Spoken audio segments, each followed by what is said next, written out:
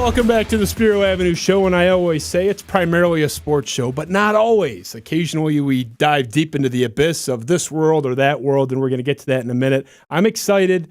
This is going to be a great one. It's going to be a fascinating one. We've talked about the mafia. We've talked about some elements of crime, but never like this. We're going to go deep dive into the criminal mind and the psychology of some of society's biggest dregs. But we're not ready yet because we have to remember who keeps our lights on. I always say it's not me. I don't pay our bills. Ben certainly doesn't pay our bills. It is the sponsors, and we have one of the best ones ever. One of the early onboard friends of the show, Virgil's Vineyard, makers of the Smuggler's Son. They were my favorite wine way before this show was even a thing. This isn't the fake thing where I'm supposed to say that or I'm paid to say that. I am paid by them, but I would say that anyway. It's fantastic. Check them out, virgilsvineyard.com. This wine tastes like it's $250. It ain't that, and it's even less than what it is when you use discount code Spiro, S-P-I-R-O, at checkout for that 10% off at the discount code checkout. Enter it. Be happy. Thank me later. You'll love it. I promise. Again, that's virgilsvineyard.com. Thank you to Matthew and Jennifer Kipper. And they do keep the lights on. We love them for it. And the reason we love people that sponsor our show is because I get to talk to fascinating people, and it's not completely on my dime. We're going to get to that in a second. But I want to talk a little bit about just sort of my general long-held fascination with criminal behavior. And I think I'm not alone in this. I think I'm typical in this way. And it's particularly with criminal psychology. Some people get really into the forensics, the CSI. Not that I'm not interested in that at all, but the psychology really pushes it for me. That's what piques my interest. And I wonder openly when I watch anything or read any books on this kind of stuff, why do the worst criminals do what they do? And you can look back, there's myriad examples. You look back at Jeffrey Dahmer, Ted Bundy, of more recent vintage, Chris Watts. We always wonder, or at least I do, was there something we missed? That's what we do. We look into their childhood. We look into the friends or their neighbor. What did you see? Did you notice anything that was off? How can we spot the next Ted Bundy, Chris Watts, whomever? What were the signs, if any? And could this have been stopped? Because we're humans, we like to control stuff, right? And what you find out really, with very few exceptions, is there are no easy answers. And it's really a difficult field to study, this criminal psychology. Very complex. There's no blood test like there is for hepatitis C. There's no obvious physical symptoms like someone with leprosy, some other type of illness where there's visible scarring or wounds on the body. So psychology is tough. It's tough to pin down. And you can even have licensed, well-educated, extremely intelligent people look at the same set of facts and all the same evidence and come to completely different conclusions. So it's murky. But I think the thing that most people can agree on, most people I know, agree that the psychology of criminals is interesting. To me, it's fascinating. And I think the evidence of that is the 500 Netflix documentaries that have spoken to this audience. Hulu, the same thing. People eat it up. And the same thing you could say with the published word. There's a reason there's been over 100 books, literally, published on Charles Manson and the Sharon Tate murder. We're into this stuff. It's macabre, but we're into this stuff. And, where we do disagree, though, we can all agree it's interesting. Where we disagree, where there's sort of a departure, is what to do after these crimes are committed. And the bad guy, quote unquote, is behind bars. We're all interested. We all watch the documentaries. We have different perspectives generally on what to do with these bad people, quote unquote, after the fact. Should we even give two hoots in hell about the mental health of an inmate? Should we care? And what value selfishly is conferred to us when these criminals, many of them savage, many of their crimes savage, are given access to mental health treatment available to them, but not many law-abiding citizens? These are fair questions, and we do see a difference there, a fork in the road where people go one way or the other. And this reminds me, if you think I'm going to not take a 90s pop culture reference opportunity whenever I can, you're crazy. This is your first rodeo with this show. It reminds me of one of my favorite movies. If you're an alive human being, probably yours too, The Shawshank Redemption. This famous scene, there's so many. The whole movie, it's a collection of famous scenes, right? But this famous scene where poor Andy, wrongfully convicted of killing his wife and her lover, is in there, and he just wants a tiny little library for him and his inmates. He just wants a little hole in the wall, 35-year-old used books that are falling apart. He just wants a little bit of money to get there. And he's appealing to the warden, saying, "Warden, come on. I'm laundering all this money for you. Like, can you just help me get like $100 to buy some old rags to put on a shelf somewhere?" And the warden kind of rolls his eyes. So we'll play a little bit of that clip just to paint the picture. The budget's stretched thin as it is. I see. Perhaps I could write the state senate and request funds directly from them. As far as they're concerned, only 3 ways to spend the taxpayers' hard-earned when it comes to prisons. More walls, more bars, more guards. Still, I'd like to try, with your permission. I'll write a letter a week. They can't ignore me forever. Sure can. But you write your letters if it makes you happy. I'll even mail them for you. How's that? That warden's a swell guy. Now, look, no one's fooling anybody here. This is fiction. We know it's fiction, but it's good fiction. It's realistic fiction. I think it's a representative example of how a lot of people feel. I want more guards, bigger walls, more guns, lock them up, keep them there. Keep them out of my neighborhood. So if you're going to put more money towards anything, it has to go to those things. It's not going to be to a library, even if it's $10. There's no allocation in people's spirits and their minds of money for these people to benefit them in any way. So I wanted to centralize this and localize this to Michigan, because that's where we are. And it's a universal issue, certainly a national issue, but let's keep it to Michigan. How lacking is the mental health treatment, in particular in Michigan's prison? So let's take a look at that. We put together this graphic. Quite startling. This is a real example here in Michigan. Man by the name of Justin Lee Dawson, 28 years old at the time. He was accused of improperly touching a female relative. He has the IQ literally of a 6-year-old. Was evaluated by numerous mental health professionals, and they said this guy is literally, it's like just beyond a toddler level IQ. He waited in jail for over a year before receiving any psychiatric help whatsoever. Any analysis, any general intake, nothing. The guy sat in jail for a year. Now, I'm not advocating for 28-year-olds being allowed to improperly touch a female relative, but I think we might want to get the guy with an IQ of a 6-year-old assessed a little bit earlier than a year, even if you hate the guy just for the sake of protecting everybody else. Like, how crazy is this guy? Maybe he's, malevolent being. Sat there for a year.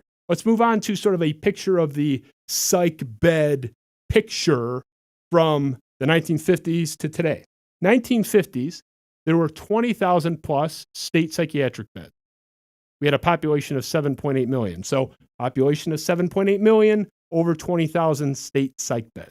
Today, as of 2020, a population of 10 million, 2.2 million more than the 50s, there's 794 state psych beds. Big uptick in population, dramatic 90+% decrease in availability of psychiatric beds available to people that need it. So it's an ugly picture, and it's clear if the goal is to combat this, we lack the resources, or we certainly lack the proper allocation of resources that we have available. We sit here with a glaring lack of soldiers in a fight. That's pretty clear at this point. But is it a fight we even want? Is it a fight that we should be taking on? Is it a fight that we even care to absorb and to adopt? These questions are fascinating to me. I do have some feelings on them, but I do see both sides. But I want to have someone a lot smarter than me, and that's a long list, but this person's quite a bit smarter, sort of fill in some of this. So I want to introduce her right now, good friend of mine, a true Spartan dog. That's the good thing about attending Michigan State, is you have access to the most brilliant, wonderful people if you go to Michigan State University. So we bring in one of the critical few soldiers in this undermanned fight. She is a clinical psychologist. She works with inmates from tax evading pencil pushers that are probably not going to hurt you, although I wouldn't trust them with my money, to the very worst society has to offer. This is a person who is entire job, livelihood, is treating people like this, in large part. I find this stuff fascinating. Like I said, I love bringing in people smarter than me. This one certainly qualifies. Becca Polanski, good friend of mine. Good to see you again. Welcome to the Spiro Avenue show. Thank you. I'm so glad to be here. I'm thrilled to have you. It's been a while since I've seen you. It's been a bit. And you have gone kind of your life was interesting. It got a lot more interesting since I saw you last. I've seen kind of the stuff you're doing and posting and talking about. I knew I wanted to have you in at some point. This is big for me. I love this stuff, but tell me a little bit about like, why do you do what you do? Like just what sort of driving you? Why is it important to you? So I guess I always wanted to do psychology. That's what my major was at Michigan State. And I knew I wanted to pursue that more, but just I wasn't sure of what aspect and what area. I wanted to go into psychopharmacology for a while, work with people who also had very severe psychotic disorders, but then ultimately, I don't know if you've spoken about Andrew on your show yet, a very good friend of ours, when he was murdered, that in a roundabout way, kind of an odd way, I guess, prompted my interest in criminal psychology and in forensic psychology. Kind of like you said, why do people do the things that they do, especially if it's not someone who's like a serial killer like Ted Bundy or Jeffrey Dahmer, more of crimes of passion, as a lot of people would say. Yeah, and I'm fascinated kind of by both. I'm fascinated by the total psychos that, by the way, my jargon is going to be way off. Like I know like sociopath, people use it improperly. Like, I mean, if someone like cuts you off on the freeway, you call them a sociopath. But so feel free to jump in and be like, hey, ignoramus, figure it out. You're misleading your audience here. So just, I'm curious, this, you could do like 5 hours on this one question alone, but just sort of a cursory picture. Mhm. You, in part, I know you work in a practice and you treat, right? And not just prisoners exclusively. Correct. Right. So we'll leave that sort of to the side for now. Mhm. Why do you think prisoners generally deserve treatment? Why? I mean, because I'm just thinking it's the audience, the people that are like, hey, screw that guy, he killed his wife or whatever. Mhm. Like, why do you think you're filling a role that needs to be filled, should be filled? I think a lot of the kind of precursors or factors that go into why people do what they do criminally or just in general is we kind of spoke about this before, but you can have a genetic predisposition to a disorder, but based on your life circumstances, you may never develop symptoms.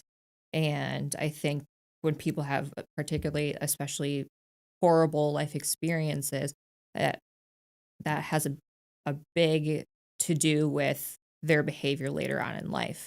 And working with inmates and criminals, I've heard the saddest stories I've ever heard from people about, horrific abuse and sex trafficking and just terrible, terrible things that they experience in life. And it kind of makes you wonder, even if you did have this genetic predisposition, is this what your path would have been if you didn't experience all these horrible things? Almost to the extent that sometimes that's your normal. People, a lot of the times you hear that people who are abusive to their family members, their significant others, they were abused as children too. It kind of becomes that norm. That's what you expect, and that's what's just that's your life. It's not unusual for you to kind of feel like, oh well, this is just how life works. Yeah. So what you're talking a little bit about is epigenetics generally. And I mean, that's again, a big blanket term. People talk about epigenetics in terms of diet, but basically my layman explanation of epigenetics is sort of that nature versus nurture debate. It's both, right? I mean, it's the idea with epigenetics is like, yes, you may have that predisposition to, like oranges, to abuse your spouse or whatever. I mean, it could be anything. You may have that sort of proclivity to do that genetically, but your nurture, your environment either flips those switches on or leaves them off. So, Right. yeah, and is that a fair, like, kind of, Yeah. me being a totally unrelated No. field, like advanced No. degrees in something that have nothing to do with this? So that's fair. Yeah, yeah. And unfortunately, I think, as far as a mental health professional, what have you, we don't get to see patients before they end up in jail, before they end up in prison, anything like that, because I would say most of the time you don't get these very affluent people that come into jail with these crimes that they've committed. They don't have the access or the knowledge or the resources to mental health treatment, which is why I think even though it's after the fact, it's still important because maybe it's not going to happen often, but maybe you might be able to help 1 out of 500 people that you encounter when you work every day. So it's that low. 1 in 500. I mean, you see more people than that when you work in the criminal justice system, but unfortunately, the nature of mental health in prisons and in jails is that it's not weekly therapy, because there's just not enough resources for it to be that way. So unfortunately, when you do see those people, it's kind of working retroactively. Um, Yeah. but Oh, go ahead. oh no, you're fine. But you always hope that at least something about what you say or your interaction is going to hopefully change them, even if it's someone who didn't commit some heinous crime, if it was a drug related crime or something like that. There's always that hope, and whether it ends up being true or not, that something that you said, the interactions that you had with them, every other week, once a month, what have you, is going to lead them in a different direction, hopefully, when they get out. At least like plant some seeds that might grow into something. I mean, it's interesting because the mental health, just generally, I mean, pick your disorder, depression, whatever you want. Mhm. It's so hard to get a hold of for a lot of people, even if you're in free society with abundant resources. I mean, there's celebrities deal with it more than I think even non-celebrities. Mhm. They can have a therapist 7 days a week, and Right. some of them do, and it's like they're still battling it. So I guess that does, in context, the 1 in 500. I mean, it's sad. I mean, it does make more sense. I think it's not so polarizing an issue for most people, at least that I know, if it's, a tax cheat or, a serial vandal, like someone that's knocking over mailboxes and gets 90 days or something. Maybe you sit down and like, hey, what are you trying to do in life with, somebody like you? Where it gets a little more polarizing, maybe a lot more polarizing, is someone that is severe violent crime and in prison for life with no possibility for parole. So even if someone did something really heinous and horrible, but we think they're getting out in 10 years or 15 years, I could argue society has a vested interest in their mental health, because if they're matriculating back into society, Right. we don't want a total grenade being thrown into the population. And I'm with that. I agree. I'm like 100%. Where I have a little reticence is, and I think most people are meaner than I am that are on this side, someone, again, the key's like thrown away, no possibility for parole. They killed 15 people. They're not even going to be before a parole board, short of a presidential pardon or a governor's pardon, depending on the crime. They're not going anywhere. Why does that person warrant mental health treatment, particularly with resources as scarce as they are? Do you have any take on that? Yes. uh, I think that there's a psychological aspect to just about every person who commits a crime. I mean, we're all on some spectrum of that level. I think one of the most interesting things that uh, that a sergeant said to me when I was training, when I was working in Indianapolis, was he asked everyone in the room, he said, raise your hand if you've ever done something that could land you in jail or prison. So slowly everyone's like, I'll no comment on that. and he's like, well, the difference between you and those people that you're going to be working with is that you didn't get caught.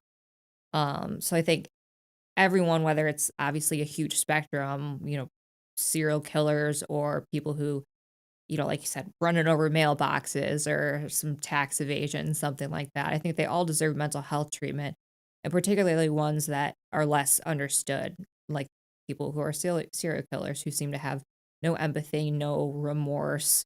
You meet with them and they have no feelings. They just very casually talk about what they did. And it's a very odd interaction. It's something that I had never expected to encounter. Just talking to someone very nonchalant, like you would ask someone about their day if you ran into them, at the grocery store. That's kind of how it comes across. But clearly that's a result of something. And I don't think that we have the opportunity or the resources to understand what. Yeah, definitely not. I think we have a poor understanding. And I mean, even with abundant, endless resources, it's such, it's such a complex. You're not in somebody's brain. Like we said, there's no test. Like I can't get a blood test to say I'm, schizophrenic or whatever. So you do have to deal with sort of differential diagnosis and, do the best you can. And I mean, I assume you work from DSM-5, right? We're not up to 6 yet. Not up to 6. Not up to 6 yet. I'm friendly with a guy named David Cullen, journalist, author. He wrote a book on Columbine. I would say probably the book on Columbine. It's literally called Columbine. It's a tome. There's a big deep dive into the whole thing. And he describes sort of the worst of what you're talking about, so, criminal sociopaths, serial killers. Like the way you see a kid on the street killing ants, like, a 4-year-old that doesn't know any better is like stomping ants. That's like humans to them. It's like, it's not even, doesn't even register. There's no distinction. He also talks about like in a video game, if you're playing GoldenEye as a kid, that's how old I am.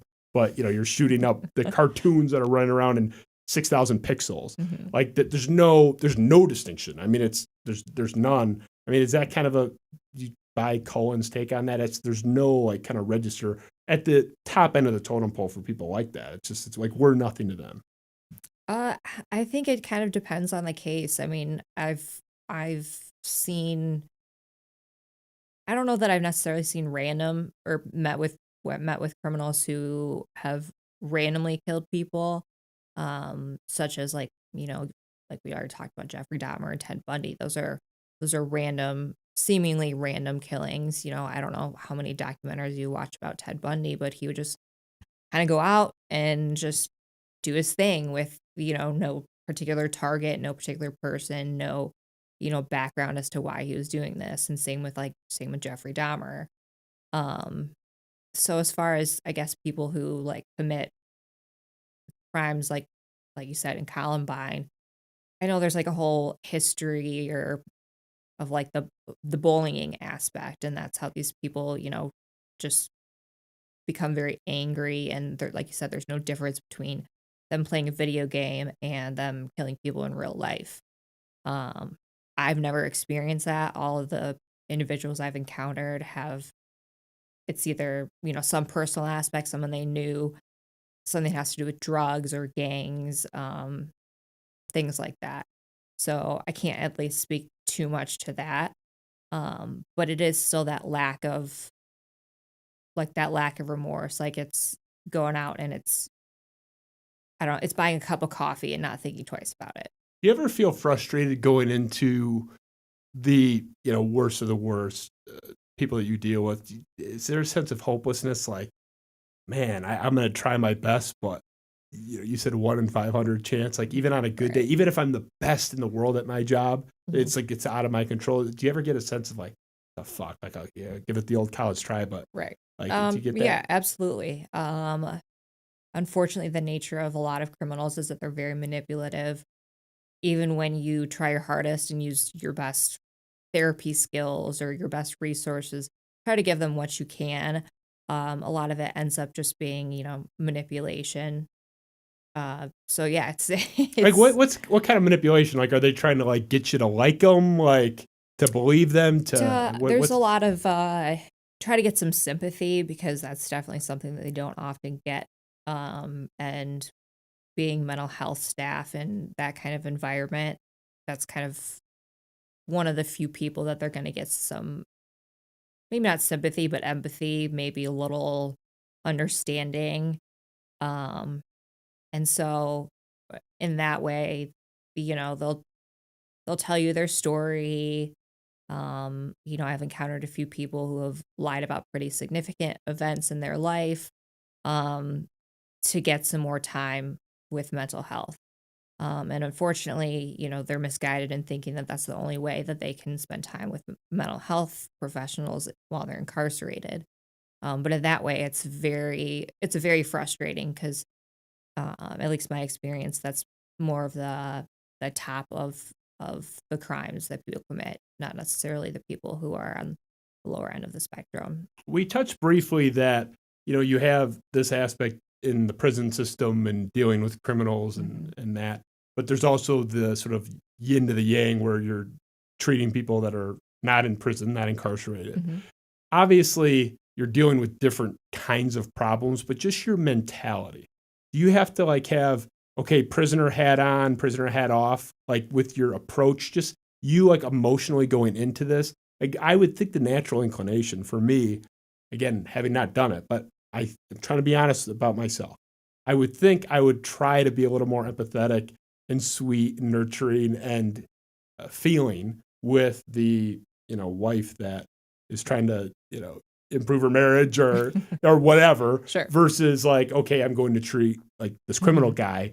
I would think the training would be what psychological issues or psychological issues. But like, do you ever fight that? Like that sort of, is there a difference in how you approach that mentally? Like for you in your head? Absolutely, because there's a whole book written about it. I think it's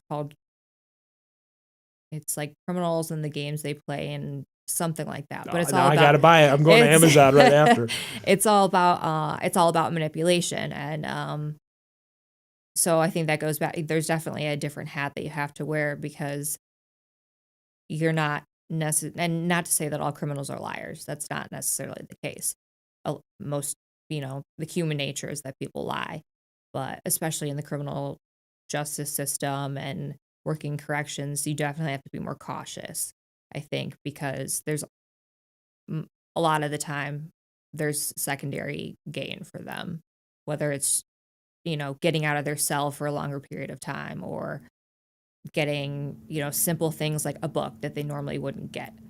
And you're the ticket to that, right? I mean, Yeah. can't you like help them if you write a nice little report like on the clipboard, like Joe Schmo, the criminal is gonna get like a little like 10 more minutes in the shower kind of thing or whatever. Like, don't you have some pull like with your report?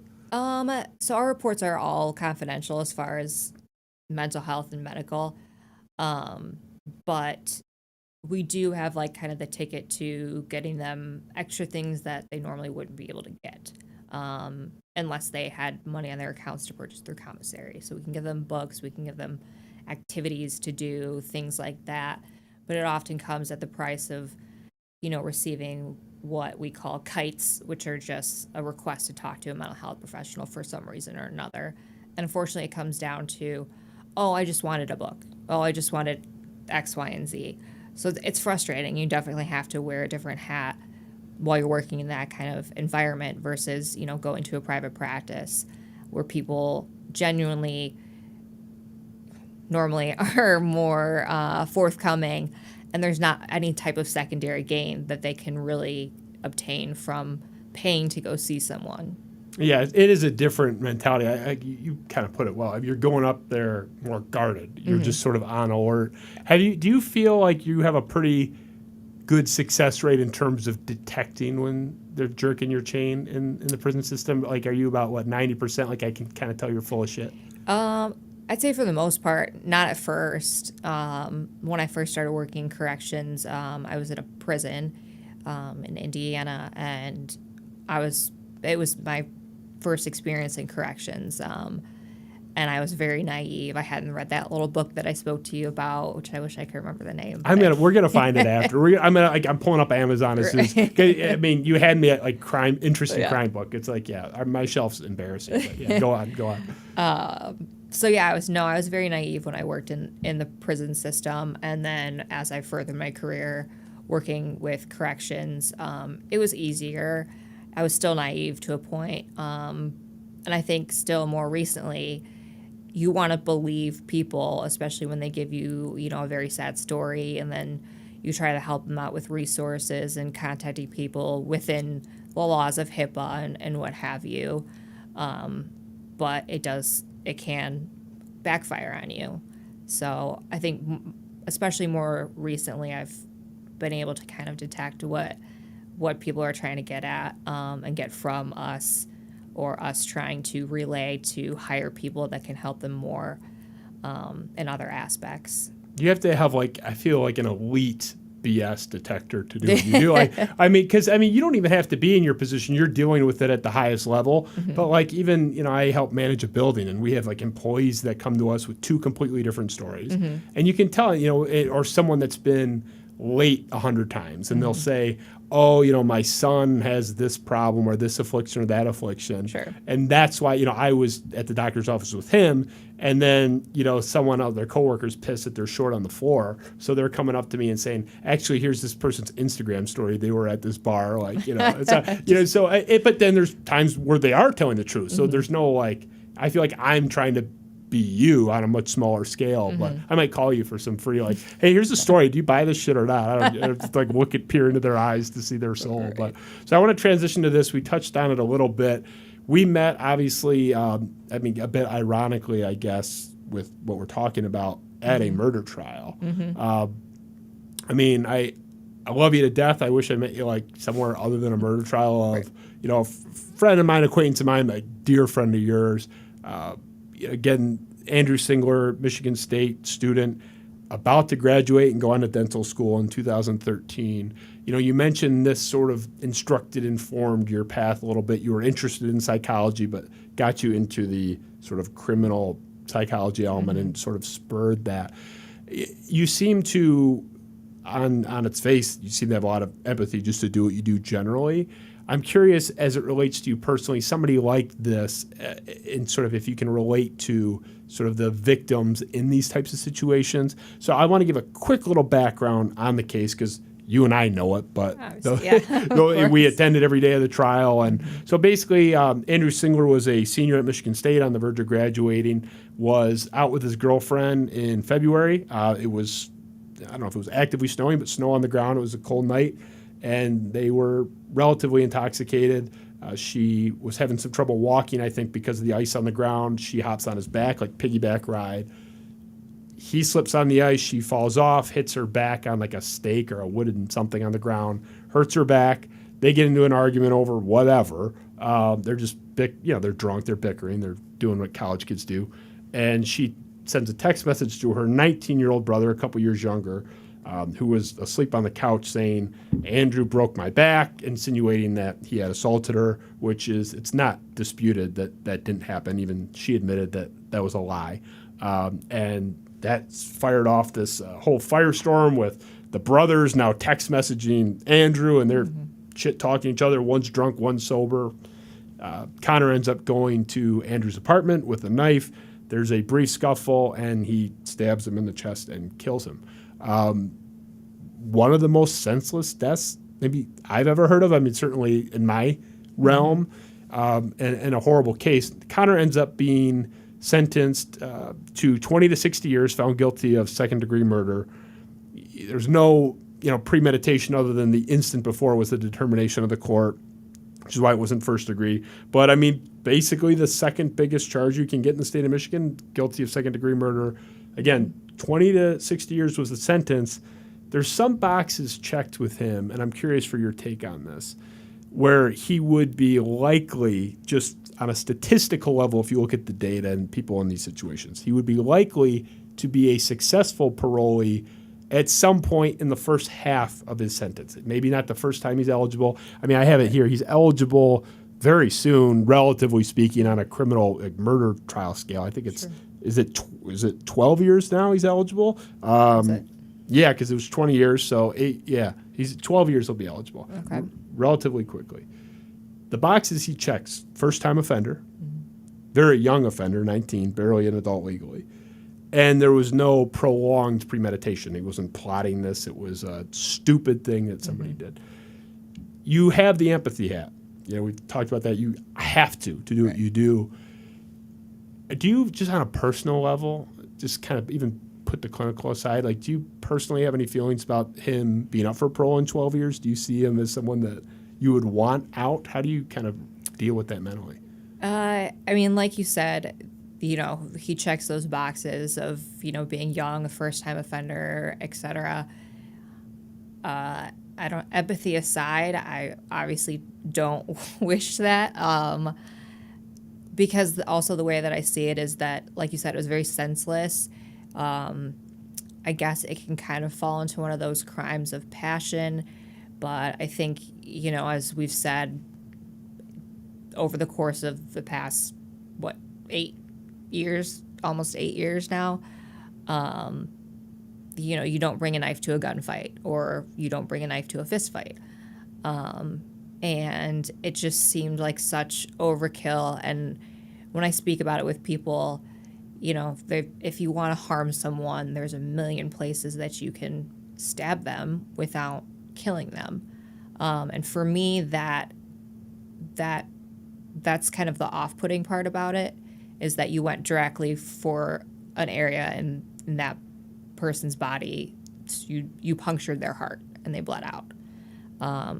So with that being said, that would be a concern of mine for someone being up for parole, because, there wasn't a knife-to-knife scuffle. There wasn't, two people with a gun and, multiple, gunshot wounds, or if two people with knives, not multiple lacerations all over that person's body. It was, someone with a hand and someone with a knife. And like I said, he went directly for somewhere that would kill him. And that's the part that makes me nervous. Yes, it was his first time offending, but it was in such a horrific way. Obviously, I mean, the worst way. And I mean, for the record, he, in sort of contrast to every available evidence forensically, disputes that he was targeting anything. That Andrew's on top of him, basically. I mean, not literally, but like upon him. And he was just waving the knife like, get off me. That was his exact kind of doing this back and forth thing. That makes no sense. Like, I mean, I'm not going to demonstrate this, but if you came up to me now and I waved like a kitchen knife around, like, I'm not going to like puncture you. I mean, I might scratch you. Yeah, but you'll like, get some surface lacerations. Yeah. It just made no sense. And it's not just our conjecture. I mean, they had a parade of forensic, evidence folks come through that trial. But just want to throw that out there that he's denying that. I do have fears like because I don't want him to get paroled either. Certainly not in 12 years. It's like, to me, like, you kill the guy.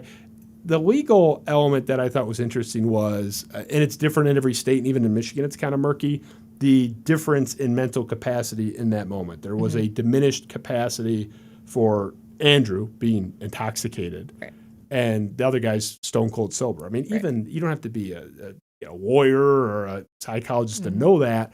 Like, we had a rule in my college house, like that. Look, like if you're getting into a fight and one guy's sober, like sober guy has to take the high road. If my roommate's drunk and is like calling me names that I'm like just sober on the couch doing my homework because I'm studious like you, like I kind of have to give him a break, and he'll give me the same break if the shoe's on the other foot at some point. Like, sober guys got to like kind of take it on the chin and just within reason, it's on him to downplay it. In this case, the sober guy escalated it. So is there any distinction for you? Like, do you think you would look at it exactly the same if you were just someone watching the show that was a clinical psychologist looking at all the evidence? Like, are you tilted a little bit personally, do you think? I mean, it's hard not to be, but I definitely think that I'm biased because of it being not be. It's like one of your best friends. Right. Yeah. But I think even from a clinical perspective, I've seen criminals come in who are much older, in their 60s, and it's the first time they've ever committed a crime, and it's a very heinous crime. It's murder, or it's assault with intent to murder, or assault less than murder, or a very bad sex crime, a sexual or a criminal sexual conduct charge. And for those people, if when they get sentenced to prison, and they come up for parole, you got to look at, well, okay, you've gone your whole life and perhaps you've done this before and not got caught, but do I want you out and about walking around when there's seemingly no reason why this happened?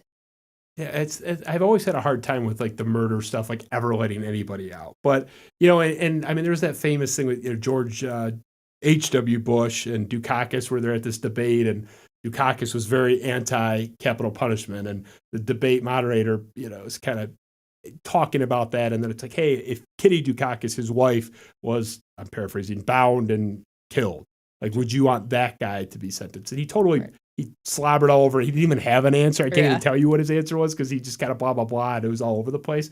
The correct answer to that, if you really are anti-capital punishment and want to maintain that position, would be, yeah, I would want the guy dead. I would want to strangle him myself. But there's a reason why, if you've even read about the case, you can't be on a jury, let alone, we don't have victim spouses on juries. Like, so it was such an easy, I don't know how he didn't see that one coming. That's the proper answer. So it's like, I'm asking you obviously for an objective opinion, but it's impossible for you to be objective. But I don't know. Personally, at the risk of being unprofessional, and you can nod or roll your eyes or just not say anything, that family to me is nuts. The McCowan family.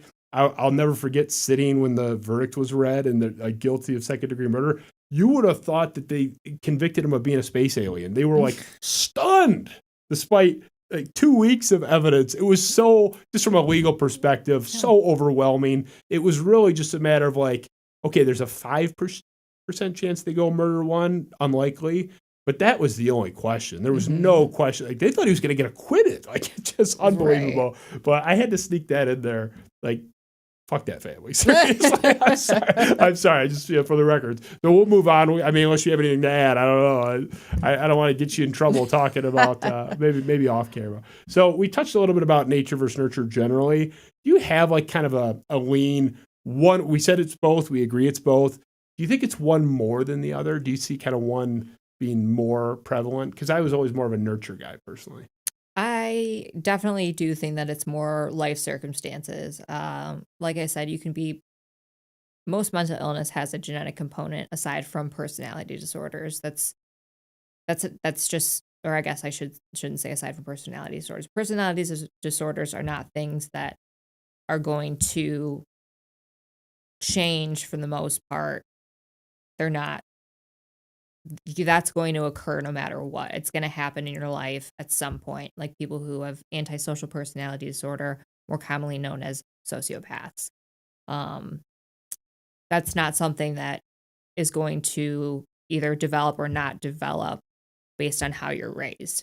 But for the most part, most other mental health disorders do have a very genetic component. If you have a parent, a grandparent, however, whatever, with a mental health issue, you're more likely to develop it. And I do think that a lot of it has to do with how you're raised.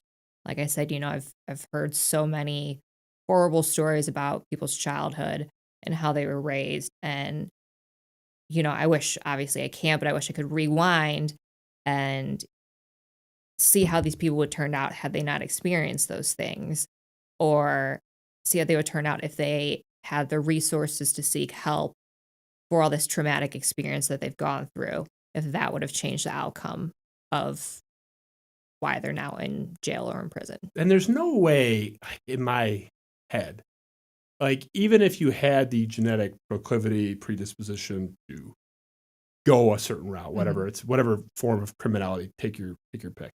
There's no way that if your dad is like beating the shit out of you from age 0 to 10, that's not going to at least ramp up how that ends up manifesting down the road. So even like, maybe I would have been a petty thief and now I'm like, Bernie Madoff. I mean, I don't know. I just feel like it is both, but there's no way, because one of my best friends, Jack, is like, I mean, he doesn't completely reject nature or nurture, but he's like 99% nature. Like criminals, they're born bad, like good and evil kind of thing. Not in a religious sense, but just like certain people are fucked. That's it.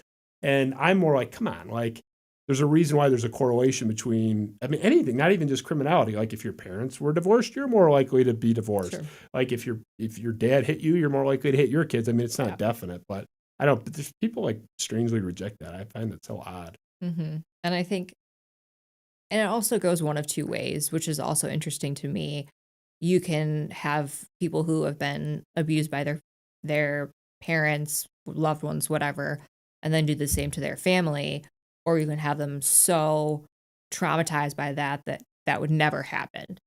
So I think that part's just fascinating too, because despite a predisposition and all this trauma that you've experienced that you kind of see as, oh, well, this is normal for any family. Like they hit each other.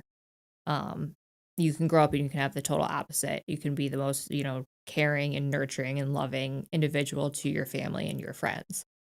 So I think it's complicated. All of that to say it's very complicated. That's a great point though, because that's even in not my personal life within this house, but my social circle, it does seem to be one extreme or the other. Like if you do have the abusive dad, you're either like the guys that I know that their dads were like, I mean, I saw them like pin their sons against the wall when I was over, like awkwardly, 2 of them in particular.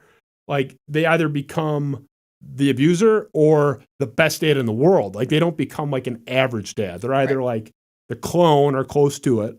or the complete opposite. Like, I mean, there's exceptions to everything always, but I think it's a great point. Like, it kind of lands one way or the other. You don't Yeah, land. there's not in what I've experienced, not to say that there isn't. In what I've experienced, there's not much of a middle No, it doesn't ground. seem like it. I mean, anecdotally, in my case, your professional observations obviously will carry a little more weight, but it's interesting. I never like thought about that, but it is one or the other. It's one extreme or the other. So I want to transition to this a little bit. Now, we've talked a lot about criminality and you've run the spectrum. We've talked about people knocking over mailboxes and people doing the worst of the worst stuff.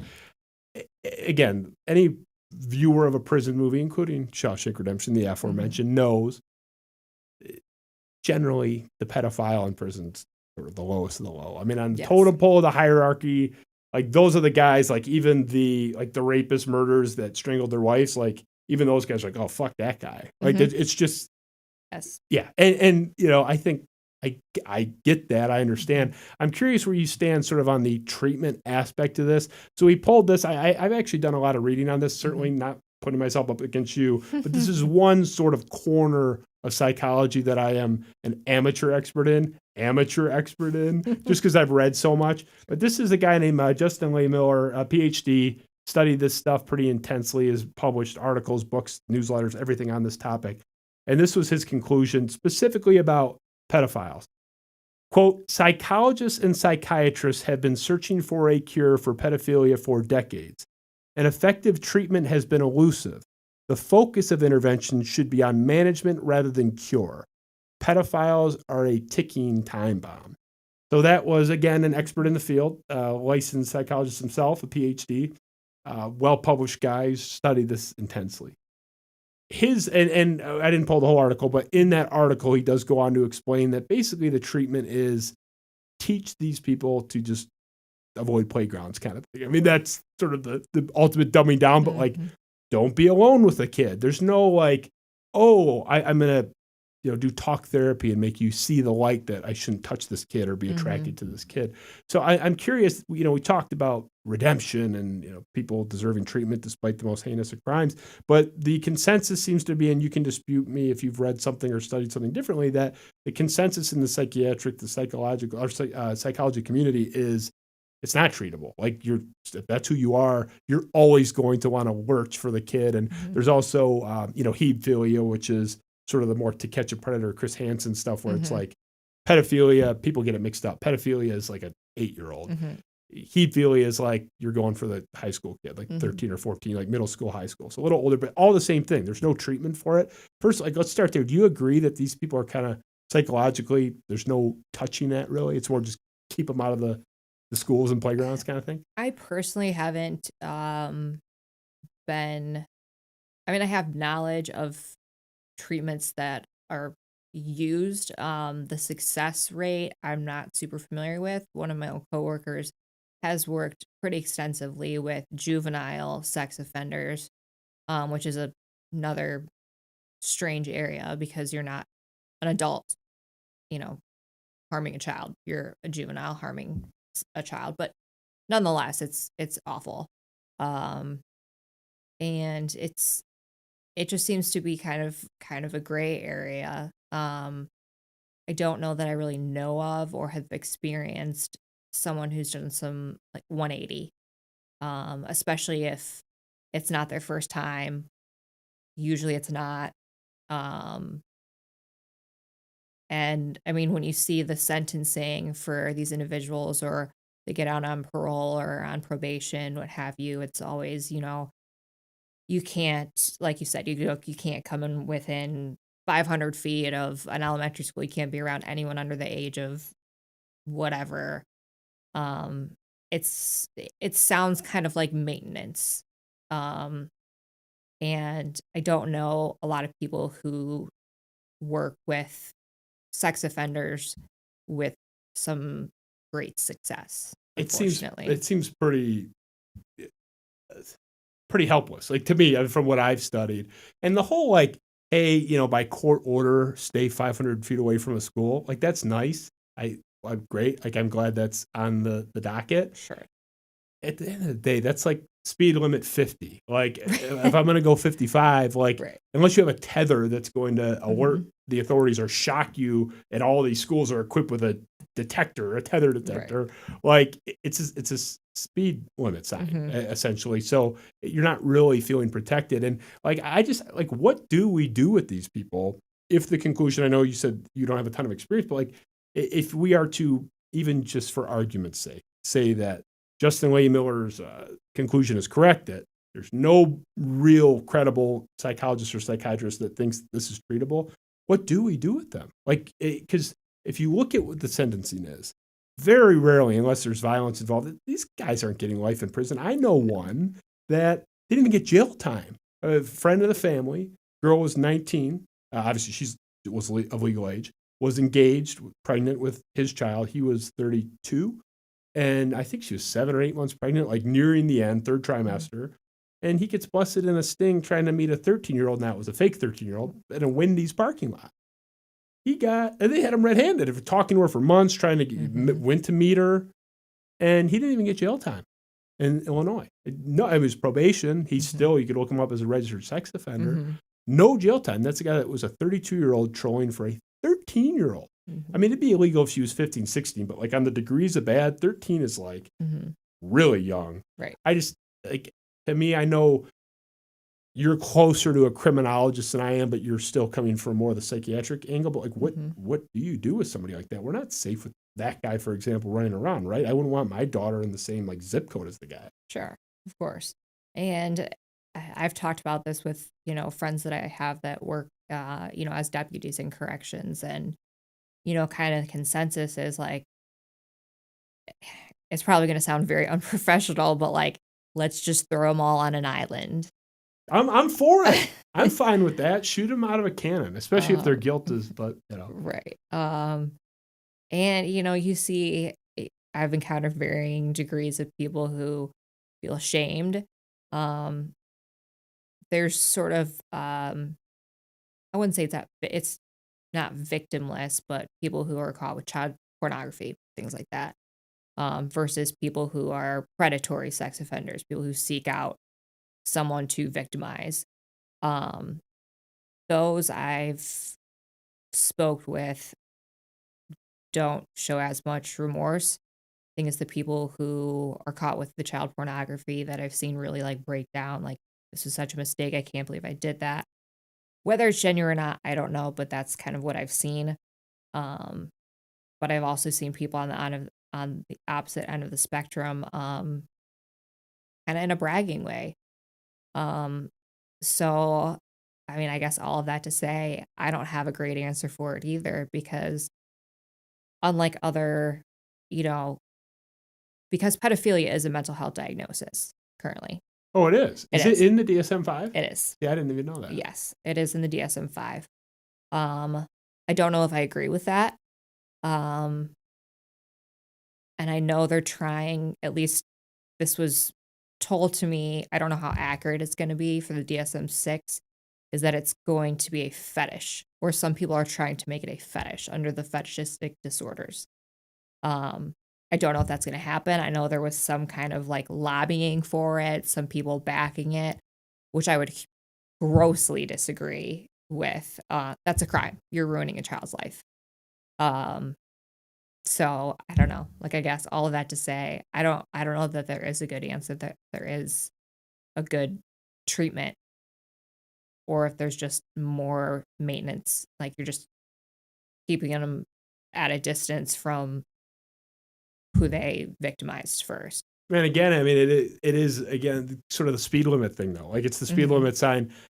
It's kind of a trick question because there is no answer. I mean, people have been debating this stuff forever, and that's like, from your perspective, clinically, I'm going to treat this person. It's pretty helpless. But even just from the pragmatist, deputy or district attorney or whomever, like, how do you just keep your community safe? Like, you're not going to put somebody in prison for life because when they were 30, they, had sex. I mean, it's statutory rape to 14-year-old. Like, that person's not going to go to jail for 50 years. Like, we're never going to get there. Whether or not we should, that's a different story. We won't go there. But it's like, if we can't treat them and we're not going to incarcerate them for life, they have to be in the community by default. And we can't monitor people. We don't have the resources to do anything that we need to do as it is. Like, let alone start adding other stuff. There is no answer. It's just an interesting exercise to even think about. It's depressing as fuck, to be honest. But I don't know. I was just curious for your take on it. So I don't know. It's pretty messed up. Let's get into something a little more clear cut with a little more of an obvious solution. This is an obvious, lock them away, throw away the key. And that's exactly what happened. We postponed the show. Originally, this wasn't going to be on the docket, but you gave you a little more time to dig into it. Right. The Chris Watts story. Yes. Chris Watts was a very famous case in 2018. Murdered his wife and 2 young daughters, aged 4 and 3, Bella and Celeste. This was the subject of a documentary on Netflix, An American Murder, I think it was called. Yeah, Next Door. Thank you. Murder Next Door, whatever. Say thank you. You're more prepared than the host. Look at you. Yeah.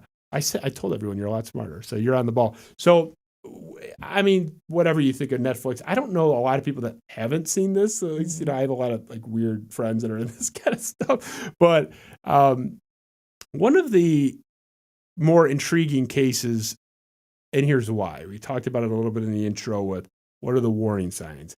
Jeffrey Dahmer was hurting animals. Yep. That's sort of the common one. But there's, you see lighting things on fire, arson. You sort of see these steps. Now, who knows that Chris Watts one day kicked a cat and nobody knew? He didn't tell anybody. No one saw it. Totally possible. But there was no evidence of him fitting this profile of a guy who was objectively smart, did really well in school. IQ test was way above average. I think he was like 95 percentile, I read. Bright guy, worshipped his wife by all accounts. Everyone that knew him said Father of the Year.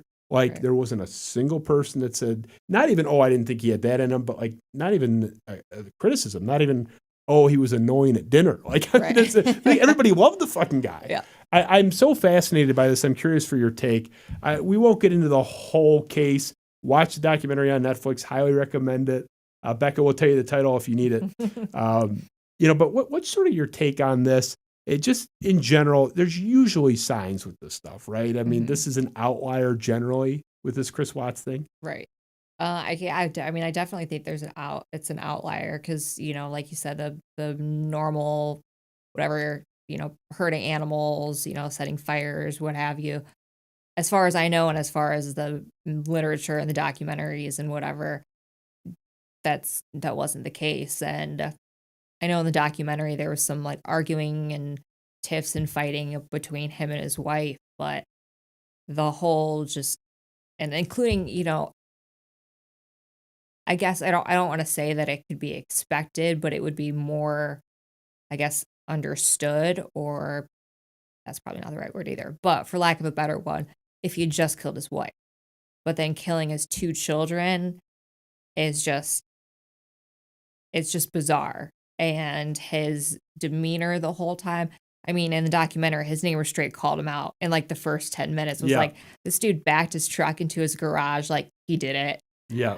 That guy nailed it. He did with the first like 5-10 minutes of the thing, which I thought was very interesting. He was a very observant guy, obviously.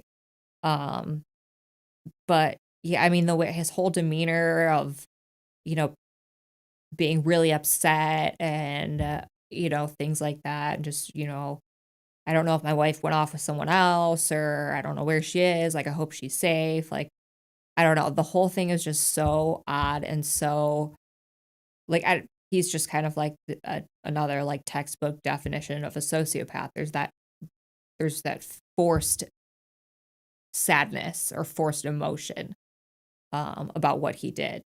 And even that, I mean, they had to drag it. You say forced maybe like forced with an immense amount of force. I mean, the detective flat out said before he had confessed to, originally he had confessed to killing his wife because she had killed the kids, which was not true. Obviously, not true. But initially, the detective flat out, this detective, there were 2 of them kind of going at him, but the female detective went right after him and was like, why aren't you more upset? Like, it's on tape. You can watch the interrogation. I think that part was in the documentary. I've watched the entire raw footage like 72 times. So I have like an encyclopedic knowledge of that interrogation. But she said, like, kind of, what's your problem? Like, these are your 2, like, why aren't you upset? And then they had interviewed him over the course of 2 days for hours. And he had shown no emotion. The second she said, like, why aren't you crying?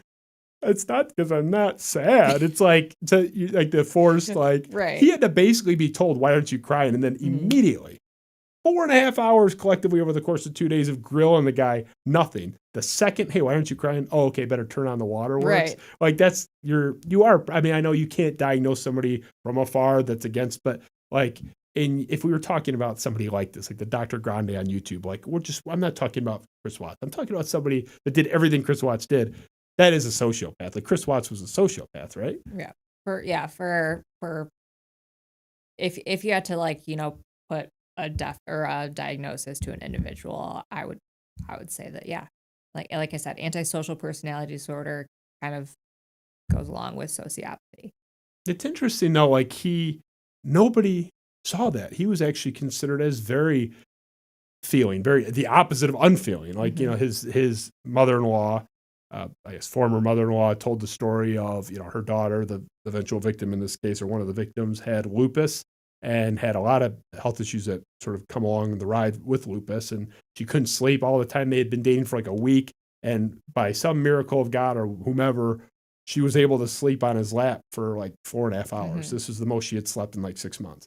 And the guy's like been dating her for like a week or two. It wasn't like his wife or his fiance or something. And he just sat there, like not trying to move, like to let her rest. And that was the story she recalled in hindsight, looking back. This guy was not just, oh, no warning signs were detected. It was like the total opposite. It was not only were there no warning signs, he was a beloved guy. Right. His coworkers loved him. His friends loved him. He was quiet. They all said he was quiet, but salt to the earth, in terms of doing you favors, would bend over backwards for you. Was a great dad, would write his two young kids, little notes in their lunch boxes every day. To me, that's why it sticks out. I mean, I find all this stuff, Dahmer, Bundy, fascinating. The Chris Watts thing has resonated. There's a lot of people that have family annihilators, they're called, killed their whole families. The reason this one has resonated is there's no Chris Benoit, the WWF wrestler that had all this head trauma. He was diagnosed postmortem, like everyone is, with CTE. He had all his steroid issues. His chemicals were all fucked up. Like, he did a horrible thing. He fit the profile of most family annihilators where he killed himself after the deed was done. Like, there is this category of people that do stuff like this. This guy's like a one of one, though, where he didn't kill himself. There was no warning sign. I mean, CTE can only be died, but there's no reason to think the guy has CTE. Right, unless he was some, unless we don't know that he played rugby or football or something. And there's no reason to think this. He had no erratic behaviors. Chris Benoit had erratic behaviors, insomnia. Like, it seemed to fall out of the sky. And I think it resonated because it was so alarming to people, and that beyond the intrigue, if this guy could do that, which is the worst thing ever. Right. How can you trust anybody? Right. I mean, there's people I know that I like a lot less than everyone like that guy that knew him. Right. And it's like, I don't think they're going to, kill their wife against, but don't you just find that as an academic, someone that's in the mud with stuff like this, don't you find it kind of alarming that whole case? Like there's nothing you could do. Oh, absolutely. Because, like you said, there's no warning signs. There's nothing typical about it. It was the opposite of what you would expect from someone. And go ahead. And at least from watched it right before we were supposed to do the first time I was supposed to be on here, but I can't remember if I'll fill you in. I'm ready. I'll be the guest now. Because I know he murdered his wife after his children, right? Well, no. I mean, he's the only witness that's still alive. But the official story, and the investigators believe this, but his version is he and his wife got into an argument. She came home. She had suspected he was having an affair. He was acting weird for a couple of weeks. And he told her, we're not compatible anymore. She had come in from a flight on a work trip at 1:40 in the morning. You see her coming in the house, like on their little security camera. They get into a fight shortly thereafter. Sometime between 1:40 and 5:15, when he's loading her body into his truck, there's some kind of scuffle or argument, and he strangled her. The kids came in and said, "Hey, what's wrong with mommy?" They were alerted by the sound. Yeah, okay. And his version is they were alive in the truck when he drove to the oil site, dumped her body, and then he killed them. Yep. There's some people, there's smart people on both sides of this. It really doesn't matter, that say they were all dead at the house, and that who cares? Right. I mean, at that point, that's immaterial. But were you going somewhere with that? Like, I don't know. Should I tell the whole story? I don't know. No, I just couldn't remember which way it had gone. But no, what I was wondering is because I couldn't recall if he gave any type of explanation as to why he also killed his children. None. I mean, and not for lack of people asking. I mean, I know there were investigators, that one of them, an FBI agent. There's like a 4-hour YouTube video with horrible audio. They interviewed this fucking guy with like an AC unit blasting right next to it. You can make everything out, but it's a painful listen. Have I listened to it multiple times? Yes, but it's a painful listen. My eardrums are like still carved from having listened to it a couple of times. But they're trying to like, why'd you do it? And he doesn't know. Now, the theory is he had his mistress on the side, Nicole Kessinger. He wanted to start a new life with her. He murdered his family, and the first thing he did was disenrolled his dead kids from school and was looking up, called his real estate agent to sell his house, and he was looking up discount vacations in like Boulder or something, like for him and his mistress. So it seems like this guy wanted to get away with this. That's sort of a common sociopathic thing, right? They think, maybe that's more psychopath. I can't remember. One of them or both of them think that they can get away with everything. They sort of overestimate. Is that accurate? Their ability to get away with things? Yeah, well, like being very narcissistic. That's some more narcissism then. Okay. He's probably a narcissist too. I mean, you can have probably. Yeah. I don't know. It's so like, again, nobody saw that coming. Like, what do you do with that? There's no good answer to that either. We're asking a lot of like impossible to answer questions, but like if this guy did it, it's like anybody could do it. I mean, you might kill me on your way out of here for all I know. I don't think so, but this guy's wife didn't see it coming. There's no evidence of anything. I keep up on this guy because I'm a weirdo. He's in very recent vintage gone the religious conversion route. This is I've seen that. I'm gonna ask you. Yes. This is pretty. Do you buy that for people generally? Because it seems kind of like a. Truthfully, no. I think with some people, there are people that I do genuinely feel like they have guilt and they need to find some way to reconcile with what they've done. But I do see it with a lot of offenders. Like I read my Bible every day. I go to, a Bible study, etc. And I don't know, it just kind of makes you wonder, like, is this some sort of atonement that you think you're going to get out of it? Or are you really seeking religion for, I don't know. There's so many reasons that I don't necessarily know if I buy, I guess. I think it's one of two things. I think it's, and maybe a little bit of both in some cases, but I don't see it door number 3. It's either a form of blatant manipulation, like we talked about earlier, show me sympathy, I'm seeking redemption. Either that, or it is somewhat genuine, but like, how did you come to it? It's kind of like, it's like giving somebody credit for eating bread when they were starving and bread was the only thing on the table. Like when you're in prison, God's kind of all you have. I'm not going to aspire to be an astronaut. I'm in prison. So I'm going to seek God. Well, you're not gonna seek the lunar landing because that's not an option. Like there's only so much you can do. I found it funny. Paraphrasing a little bit, but he has said in letters recently his goal is like to become a preacher and like get out of prison and like start his own, like kind of church or be a Joel Osteen type. Oh yeah, that's definitely one I would. Could you imagine like going to the Chris Watts, like, seek religion, or have you, channeled your inner God yet? Like, the guy's nuts, like to even buy that. But I found him fascinating, and I'm with you. I think that religious conversion shit is bullshit. Last thing we'll touch on before the speed round, because I know you're a working person with a lot to do and a lot of people that, you got to hit that 1 in 500. We'll hit it briefly. Simone Biles. This is a complete, we're totally, obviously, out of the criminal path, more of the sort of mental health path generally. Simone Biles was big in the news a month ago when we originally had you pegged to be in. U.S. Olympian, one of the 5 best female athletes on the planet right now, maybe 10 best athletes, period. I mean, just an elite athlete. Was famously in the news for dropping out an event on the doorstep of an event due to mental health, citing her mental health. I found the response to this interesting on both sides. I think kind of everybody got it wrong. So this is one tweet that we pulled. CBS News, this was actually them teasing an article from a fellow gymnast, Nastia Lukin. But the headline is, what Simone Biles did in Tokyo is more impressive than any of her past Olympic wins. Former Team USA gymnast Nastia Lukin praised Biles as a role model. So this is an article, and we had clicked on it and gone through it. It's basically the narrative is Simone Biles is the greatest hero that's ever lived. The response, we get both. It was two extremes with no middle. This is one of them we pulled from a fairly well-known guy in the sort of dude space, the male Twitter space. Tanner Guzzi, published author himself, kind of an interesting guy. Let's leave it at that. He said, you used to be a winner when you won. Then you were a winner when you participated. Now you're a winner for not participating. This was in direct response to the previous tweet. So his takeaway is basically, why are we celebrating this person for backing out?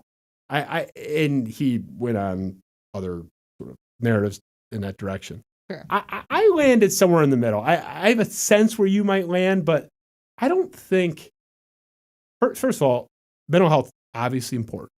Nobody should be ripping her. Like if she needed to withdraw, like do what you got to do, take care of yourself. You'll probably think I'm an asshole. You may end the friendship. I think we went a little over the top with like the Simone Biles is the most brave hero that's ever lived. And I mean, it's kind of like South Park spoofed this with Caitlyn Jenner when Caitlyn Jenner, announced the transition, and it was Cosmo or whatever magazine did the magazine cover. And South Park sort of teased it as like the stunning and brave bit, like, oh, Caitlyn Jenner, you can't say anything bad about Caitlyn Jenner. She's so stunning and brave. Like, kind of where did you land on this? It seemed like everyone was either she's a hero, God bless her, or like she's a quitter, she abandoned her team. I was in the rare kind of middle. Where do you land on that? I definitely don't think that she's a quitter. I mean, given the history that she had with Larry Nassar, I mean, that poor girl's gone through hell. And I think it's important that there's someone as famous as she is and who's been so successful in what she does to shed light on the issue of mental health and kind of say, like, if you're not feeling like your best self or if you're really struggling, it's okay to not do some things, even though, her current life was being in the Olympics, being a gymnast in the Olympics. And I can see why people felt let down, her teammates, other people who are big fans of her. But I think ultimately it's set a good example for people who might not have necessarily thought, well, I just have to suck it up, or who did think I just have to suck it up. Like, I don't have other options. What is your response to somebody like Tanner Guzzi? If Tanner Guzzi, and that was just one. I mean, that was a very 40 to 50% of the responses I saw throughout that 2-week period where that was a hot story. Like, if I'm Tanner Guzzi, I'm sitting here and I'm telling you, like, look, I know you have the fancy pieces of paper on the wall and you're more educated than I am, but like, man up or woman up or whatever, like, come on, your team needs you. Like, how do you kind of respond to that? What would you say to? I mean, I'm a lot more in the center than he was. Like, I mean, what's your response to somebody like that?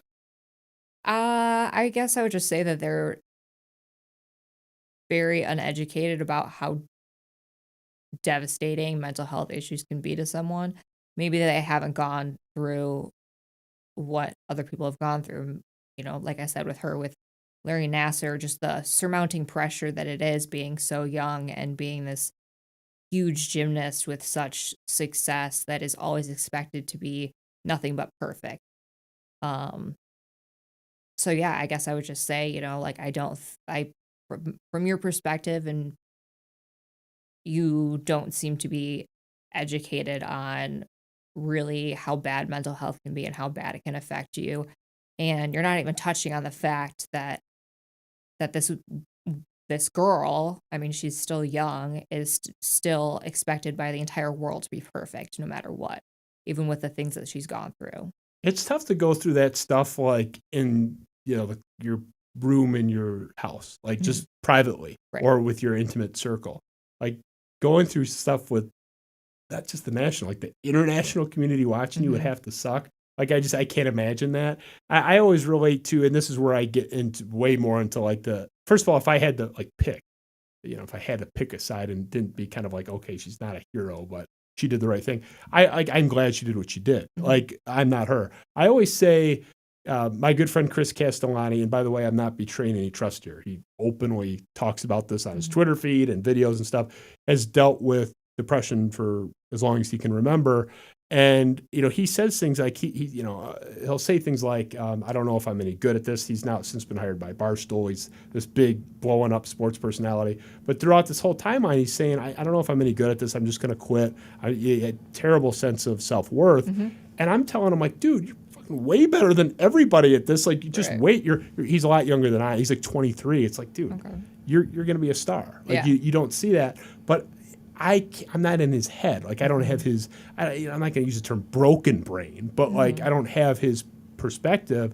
So he doesn't see things the way I do. So like with Simone Biles or someone like Tanner Guzy commenting, and I'm just using Tanner as an example, not picking on the guy, but like, you can't understand. I mean, it's like a dude being like, hey, it's a woman's menstrual cycle or something, having cramps. It's like, suck it up. It's like, dude, like you can't relate. I mean, is that kind of a fair characterization?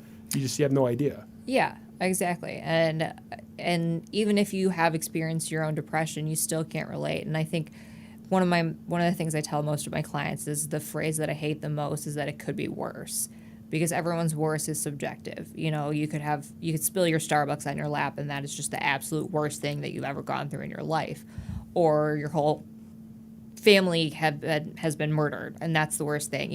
It's on such a huge spectrum, and some people can deal with their worst better than others, but it kind of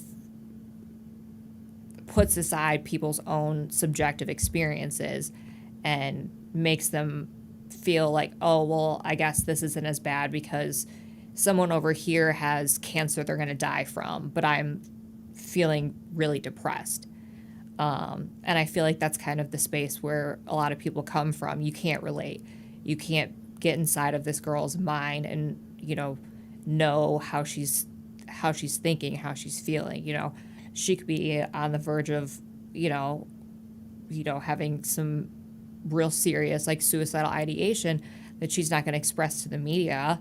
But anyone who knows anything about Simone Biles and the whole Olympic gymnastics teams knows that they went through hell.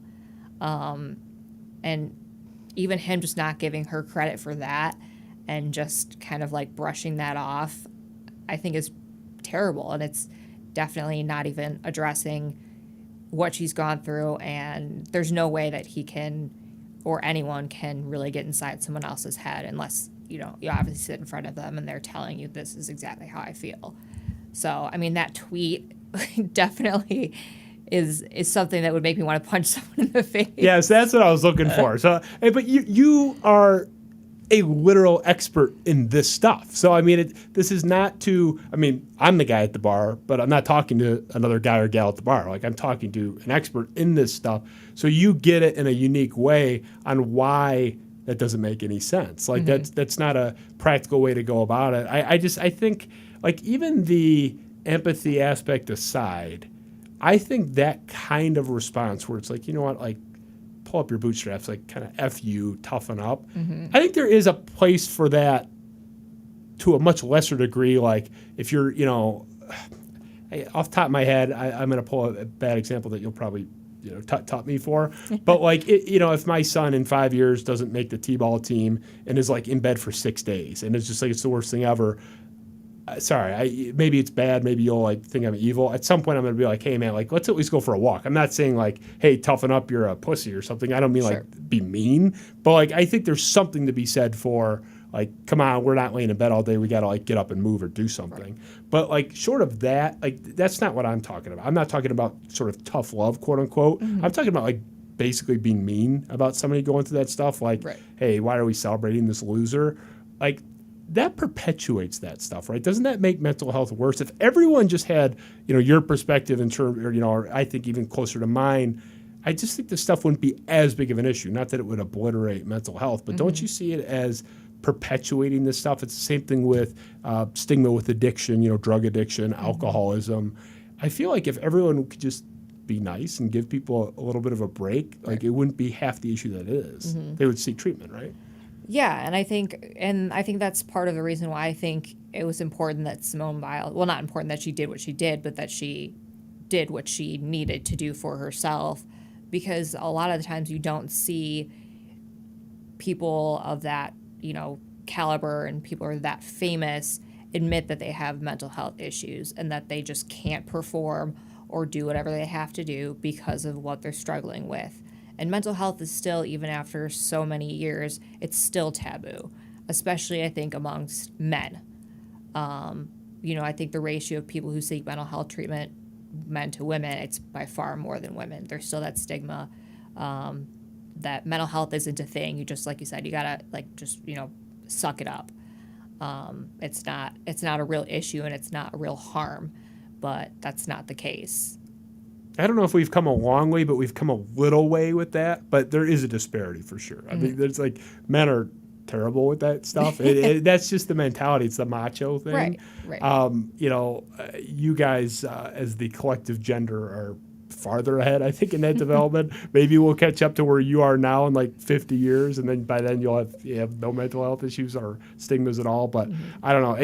I understood what people said, like, why are we making this person out? She did the right thing. She did what I would want, like, my daughter to do or a friend of mine to do. I do understand why people are like, come on, do we have to throw a parade for 2 weeks? But, I mean, you kind of have an interesting perspective, too, is it was a good example to be like, look, if Simone Biles, who's like one of the best athletes on the planet, can, in the face of criticism, be like, you know what, I'm going to take care of myself, I do see a lot of value in that. So, I don't know. It's not often people kind of tilt me in their direction on this show. I'm very stubborn, but you probably got me on that one. So we'll wrap there for the body of the show. I want to talk a little bit about a wide variety of things. We teased the speed round with you before, so you have a little bit of a picture of what we're doing. The religious viewers of this show, of which there are many, there's thousands of people that just love us, already know where we're going. But for the few that don't, speed round, we're going to hit 7 or 8. We're going to get to it. Short and sweet. Talk as long as you want, Becca, okay? So, like I said, I'm not going to cut you off. But this gets me into the smorgasbord. So we'll start here.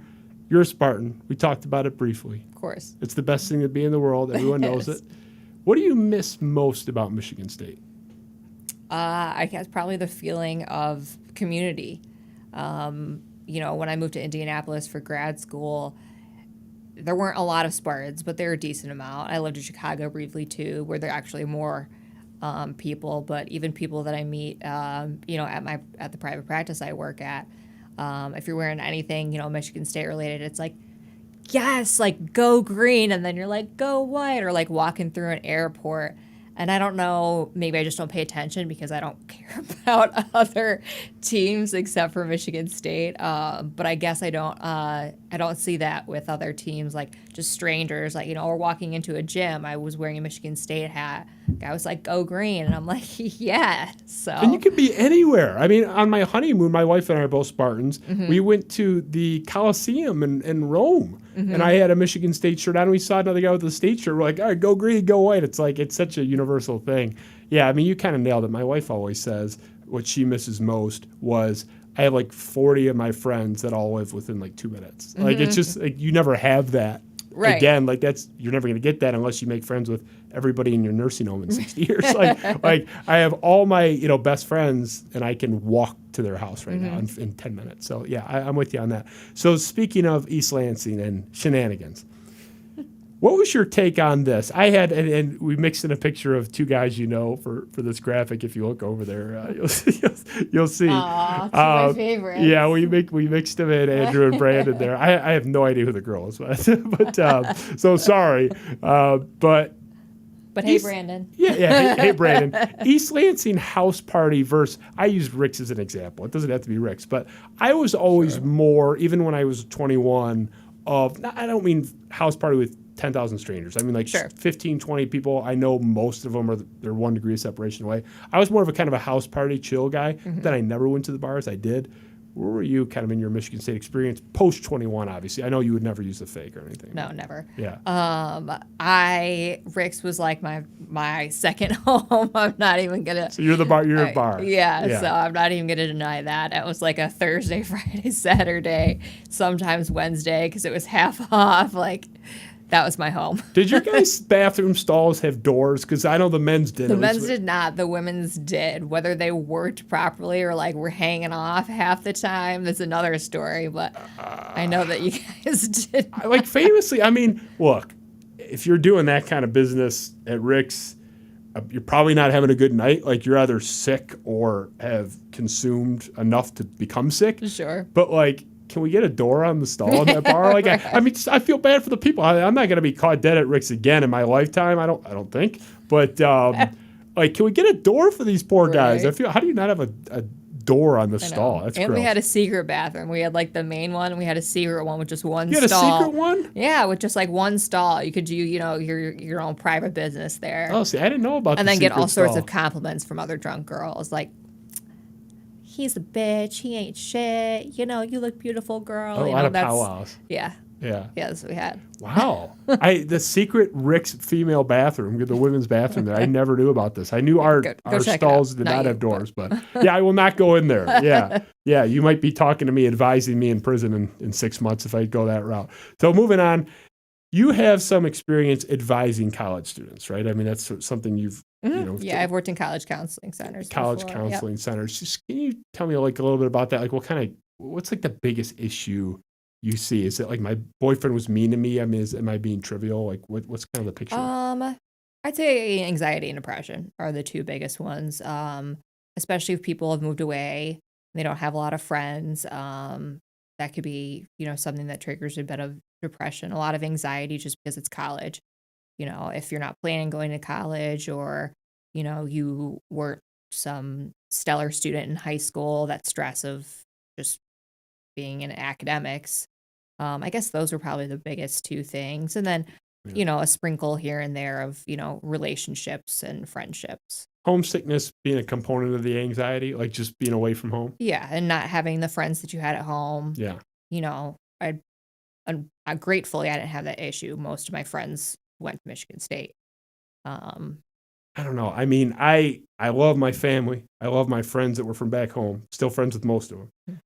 I loved every second. I was not like, oh man, I got to get home every weekend. But like my sister was like that. I mean, she wasn't going through anxiety and stuff, but like every single weekend she was going home. I'm like, what are you doing? She's 2 years older than me. Like, I mean, have fun with mom. Like, I mean, I love you, mom and dad. My mom's probably watching this right now, but it's like, come on, you get a very small window to do this stuff. But yeah, I was just curious kind of what the biggest, I would not have guessed that. I would have guessed more the relationship, like my boyfriend's an asshole kind of thing, but because a lot of college boyfriends are assholes. Yeah, but sure. I buy the anxiety thing though.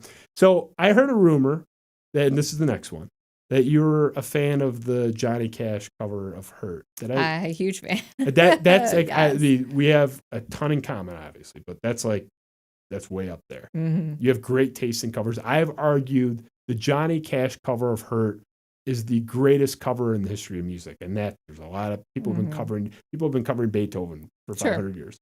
Is there any reason you like that song? Are you disputing that it's obviously the best cover ever? Like kind of. I would never dispute. I don't like the 9 Inch Nails. It's a lot better. He improved the Trent Reznor version. Yeah, he absolutely did. But I think I don't know. I like it because it's going to sound cliche, but I think there's a huge aspect of being open and vulnerable about your demons, and I think that's a lot of what the song, at least for me, kind of says. And it was so perfect because obviously he didn't write it. He wrote many songs, but it was a cover, and Trent Reznor, who wrote the song and originally performed it with 9 Inch Nails, was open and saying, "Look, he did a better job than I did. Like it took on a new meaning. He's like, that's his song. He wrote it and performed it years before." He considers it a Johnny Cash song, which I mean, with the ultimate compliment. If you haven't seen and I'm sure you have, but the music video to that, it's like, if you know anything about Johnny Cash, especially, it's pretty sad. It's horribly sad. It's pretty sad. Yeah. But I have long argued since that came out in 2003, like best cover ever. Just, I mean, the combination of like this icon it was so personal, even though he didn't write it like he really should have written it. Right. It's an all-timer, so I had to touch on that.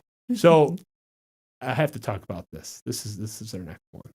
You had a really interesting piece of merchandise that I stumbled across on your social media organically. I was not stalking you.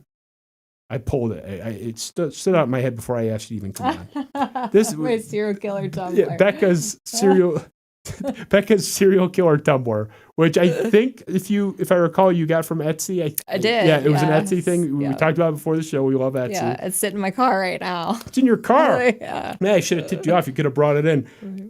Tell me, why is this a thing? Like, why do you, I love serial killers as much as anybody. I would feel like you go to like the library with Ted Bundy and blood splatters. For the people that are just listening and not seeing, it's a picture of the mug shots of serial killers with like blood splatter. You could pick your 6, I think, favorite. So I had Ted Bundy, Jeffrey Dahmer, Eileen Wuornos, the BTK, bind, torture, kill, and then the guy who was the clown. I can't remember his name. Oh, John Wayne Gacy. Yes. Yeah. And then one more, and I can't remember. But I actually found it. So I found it on TikTok, and I'm like, this is the coolest thing I've ever seen. And it was a girl who had it on Etsy. And just my fascination with these kinds of people, especially since they're so infamous. And then the quote that it has from Ted Bundy, I thought was one of the most fascinating things that I had heard, and a quote I had never heard from him before. And it says, "I don't feel guilt about anything. I feel sorry for those who feel guilt."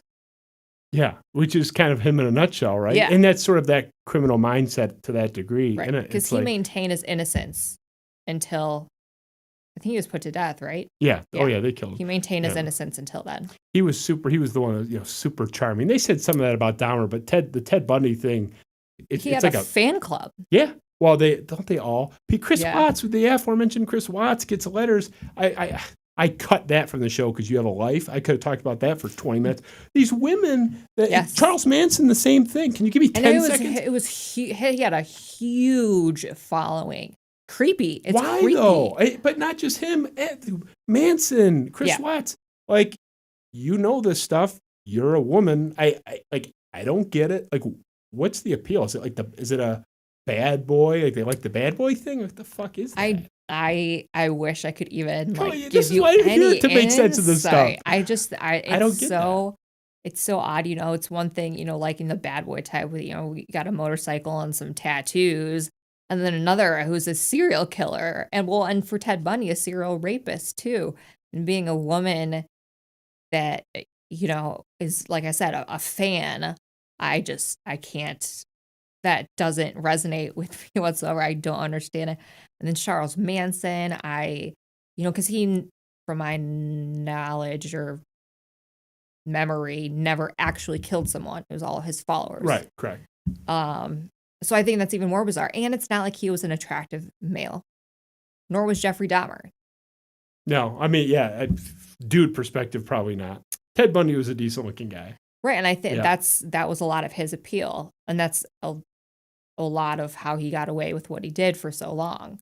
But can't you be attracted and form a fan club for a guy with a 6-pack or not someone cute dimples that right. didn't axe a bunch of people? Yeah. I don't understand that, but yeah, I'm glad you're equally confused. I feel less bad about my confusion. Right. If you, the clinical psychologist, has no idea what that's about, because Yeah. I mean, it's beyond mild interest. They're sending bikini photos and stuff. Oh yeah, it's bizarre. People are nuts. But I want to be with you one time when you have the serial killer Tumblr out in public. Someone is, maybe no one's approached you because people are socially awkward, but right. somebody's thinking what's that about? I want to jump into I don't bring it to work. So. Oh, you don't? Okay, so No. you don't bring it in, interview the Michigan Ted Bundy, all right, let's figure out your shit. Here's this Ted Bundy quote. Anyway, yeah, I found that Tumblr so fascinating. I would be so nervous going out in public with that. So let's get back to something a little lighter, more important, frankly. Back in East Lansing, both are out of commission forever. They're gone, tragically. Pokey sticks from Gumby's, or Mena's, any Mena's dub. Pick your dub. Were you more of I'm sure you love both. We all did, but you're drunk at 2:30, which you would never do. But let's say you were. You're drunk at 2:30, stumbling around East Lansing like we all have done. Are you going to Mena's or Pokey sticks, Gumby's? I'd say usually Mena's because it was just right by all the bars. It was just straight convenience and it was delicious. Who doesn't love being totally sober and getting Mena's, right? That place was good sober. I Oh, don't it get, was. how did It was it not work? fantastic. Because it had, it had like the breakfast ones, right? Yeah. Didn't we? Yeah. Yeah, And they then had just like a whole sausage plethora. doves and Yeah. it was awesome. I could have eaten that all day. Like that, like Gumby's, not that you had to be drunk. It wasn't like Conrad's or something. Sorry, Right. some people love Conrad's, but like, come on, it's not White Castle. But like, to me, I don't think I ever had Gumby's without like a beer, at least one beer involved. Whereas Yeah. Metas, it's like, my wife and I, when we graduated, we'd come back and visit. It's like, all right, let's go to Metas, and we're like old people going Yeah. to Metas. I don't know how it didn't work. But I don't know either. It what was great. the dub for you? I was the CT dub guy.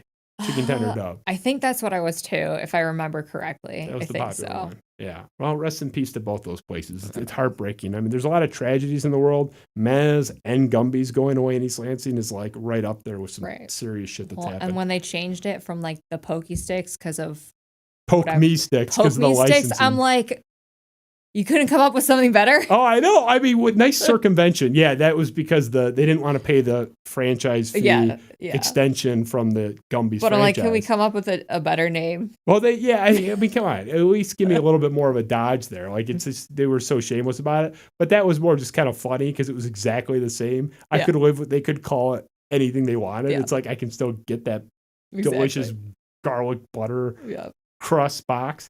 But yeah, no more. So yeah, we'll talk about the effect it's had on my mental health if those two places are gone after. I'll hit you up for some free treatments.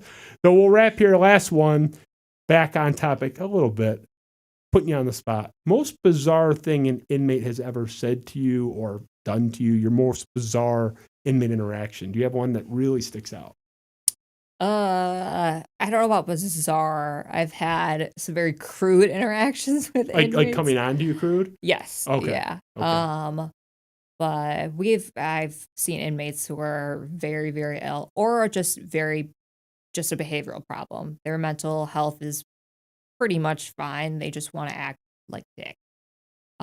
So we've had, feces smeared all around cells on themselves, urine being thrown at people.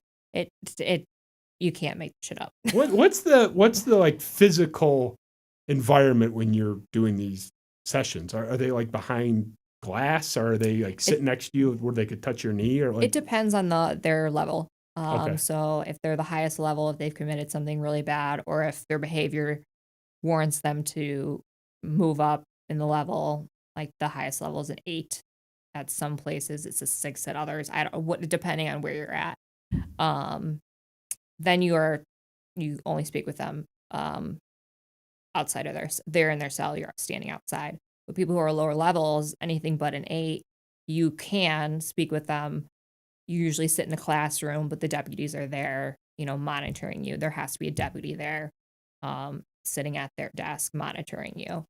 But I kind of envision you going down like a dank stone smoke-filled hallway, like Clarice Starling, and Hannibal Lecter at the end of the road. I Just wish that'd be way cooler. closer, like just easy, bringing her in. And I'm gonna go with the Hollywood like dramatized version of everything ever. So yeah, that's who you're sitting with. But Yeah. All right. Well, that was great. I mean, I hope I didn't keep you too long. I know we ran a little long. I could have done 10 hours with you because this is fascinating for me. And let's face it. I mean, you're brilliant. Like, I don't overly flatter all the guests, but like you're really fascinating. You really got a good grip on this stuff. Obviously, this is your background, but I'd love to have you back anytime if you're up for it. Maybe Absolutely. give you a couple months break because I have a lot to take. But you did an awesome job. It was just fascinating. Thank you. It's great to have you. And, it's such a wide, anything crazy happens in Michigan in the criminal sect, like I'm calling you, like I'm keeping you on speed dial for that. Like if God forbid there's like an axe murderer in Royal Oak or something, right. I'm bringing you in, even if you have to violate HIPAA because you're talking to him, I will force you to come in. But no, it was great to have you. Honestly, great to just see you again. It's been a long time and, under happier circumstances in some of our, initial early interactions, certainly. So, and again, thank you to you. Thank you to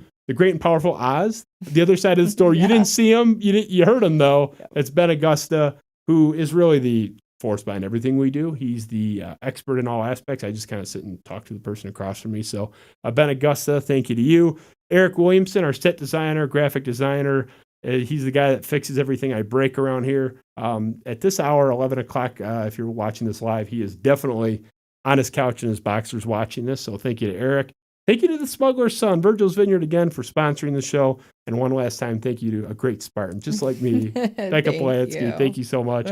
Spiro Avenue Show, Justin Spiro. We'll be back soon. If Michigan State beats Miami in Miami this upcoming Saturday, I promise I will have a Michigan State football player currently on the team in the following week. That is going to be sort of pending what happens in that game. If not, maybe I'll give you guys a break from the Michigan State stuff. But it's been a little heavy. Becca kind of saved you from the 5th consecutive heavy Michigan State show. I got to get a Wolverine in here at some point. But either way, there's half the wall. I mean, yeah, I've had a lot. You know, my best man at my wedding, best friend's a Wolverine. We've forgiven him for his sins long ago.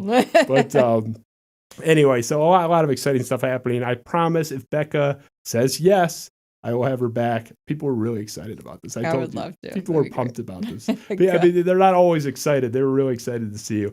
So Spiro Avenue Show, Justin Spiro. We'll see you soon. Thanks.